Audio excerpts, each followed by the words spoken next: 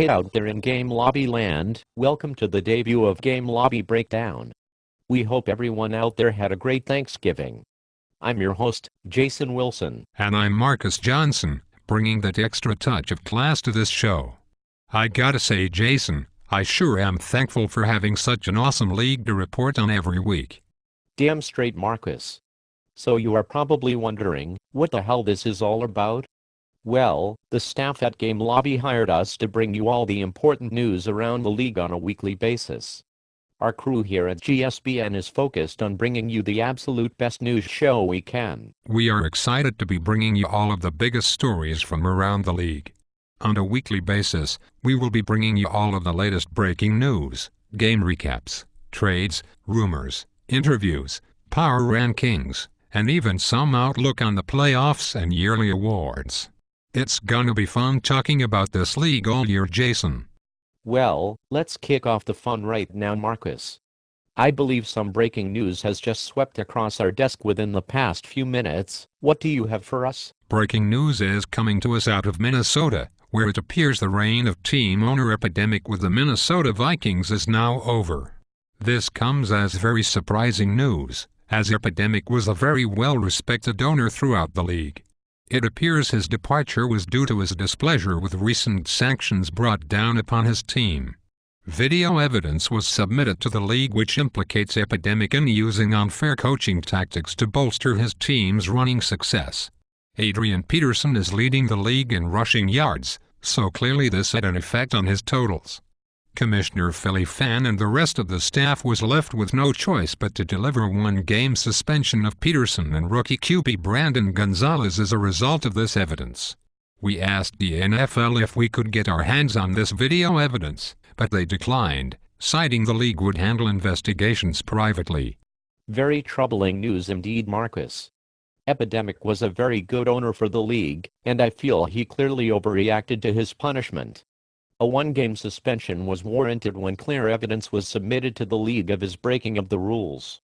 It's truly disappointing to see such a clearly talented owner leave over something so trivial and easily fixed. Agreed, Jason. Epidemic was a class act as an owner in this league, and we all know how well he played.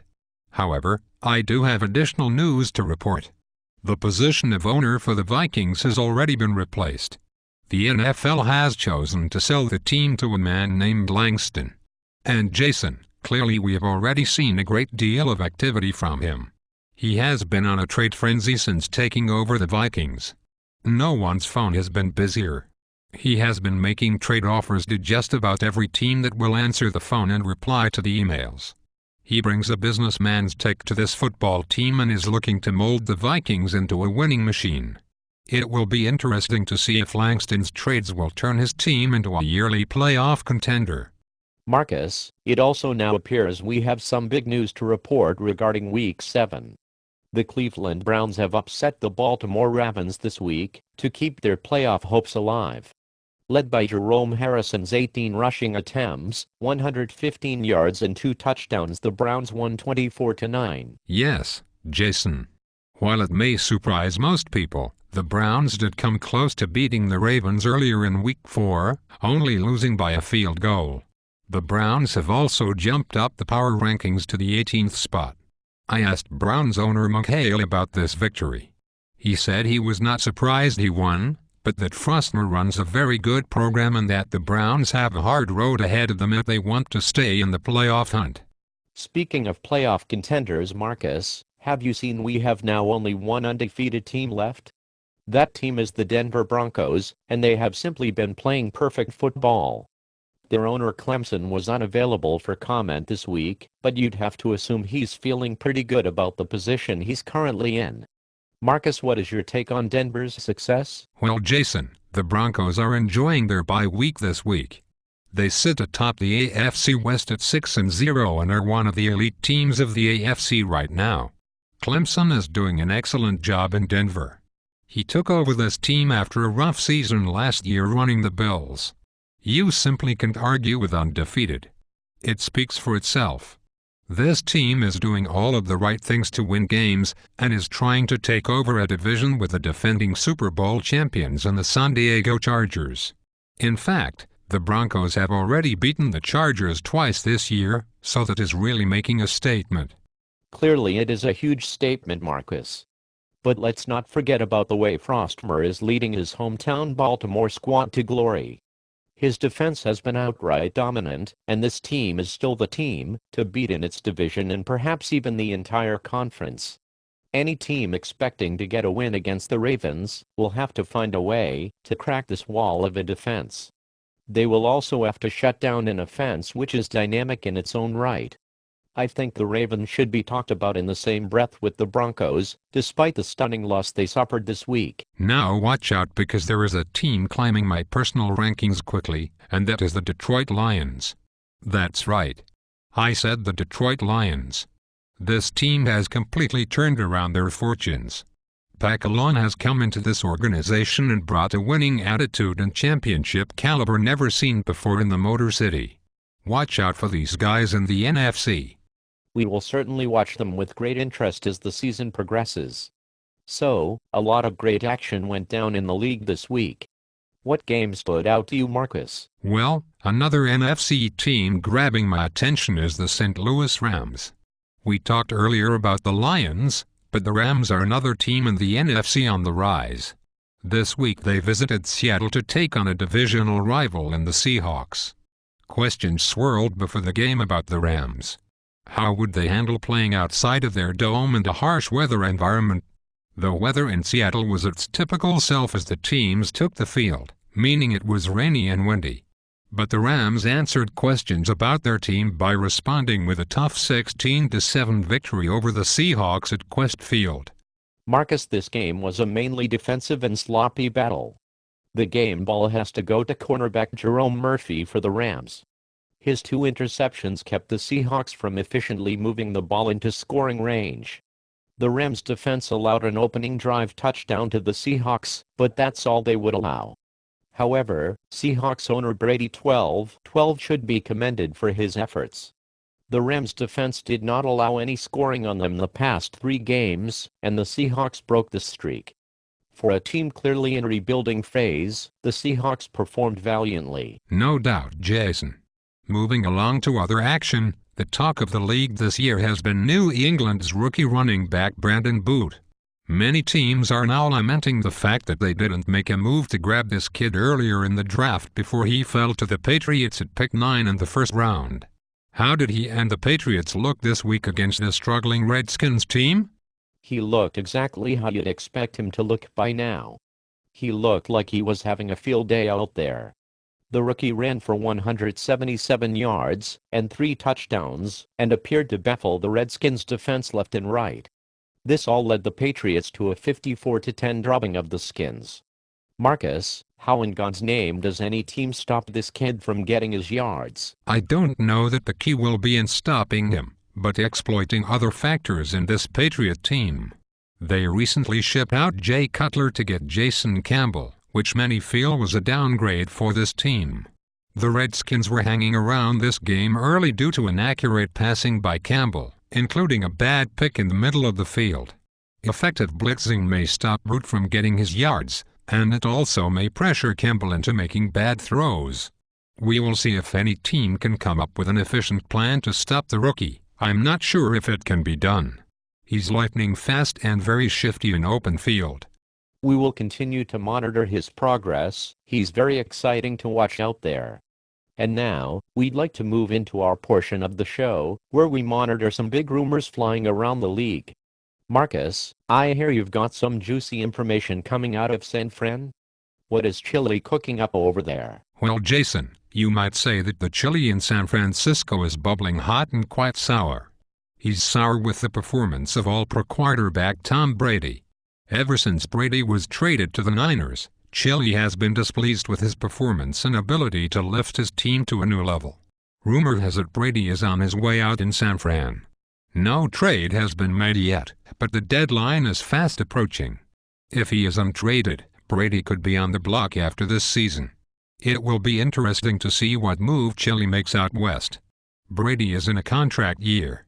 Will Chili resign him or let him go into free agency? Rumor has it Philadelphia is showing big interest in Brady before the deadline, But many think this is just a dream, as Clausen is already a top 3 quarterback statistically. It would make little sense to bring in an aging star in Brady, when Clausen is on the way to writing his own legacy in Philly. I've got to agree with you there, Marcus. I think there are many other teams who could benefit more from getting Tom Brady. Seattle, Buffalo, Carolina, and Cleveland immediately come to mind for me. Perhaps Chile will look to next season's draft to cure his troubles at quarterback. Brady would fetch a hefty price on the trade block. If the Niners trade him now, or if they re-sign him in the offseason, they could possibly use him to gain a valuable asset to add to the team that San Fran is building. I agree, but if San Francisco is unpleased with Brady, they should not resign him and just cut their losses with him. Jason, with the trade deadline approaching on Saturday, who were some of the big names that moved spots these last few days? Well, the big-time trade I was looking at is the Giants and Saints trade. All-pro defensive end Justin Tuck is on his way to help the pass rush of the Saints, and Pro Bowl guard Jerry Evans will take his talents to East Rutherford, New Jersey. This was a blockbuster deal for both sides and gives them both exactly what they were starving for. I really like this deal for both sides. Another big-time deal I noticed was the Vikings are shipping out aging cornerback Antoine Winfield to the Eagles, who sent back a third-round pick and guard Stacey Andrews to help out the Vikings' offensive line. I think this move was a good one for both sides as well. The Eagles are getting a proven talent at corner, and he will fit in well with the Philly secondary. The Vikings clearly want to build for the future and get another pick for the draft, and also upgrade their O-line. Ah, the sweet smell of trade deadline deals throughout the league. You've gotta love it. You know what I really love, Marcus? I love checking out Hardak's power rankings every week.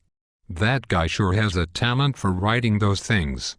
I could just read his material all day. Funny guy, witty banter, you just can't beat it.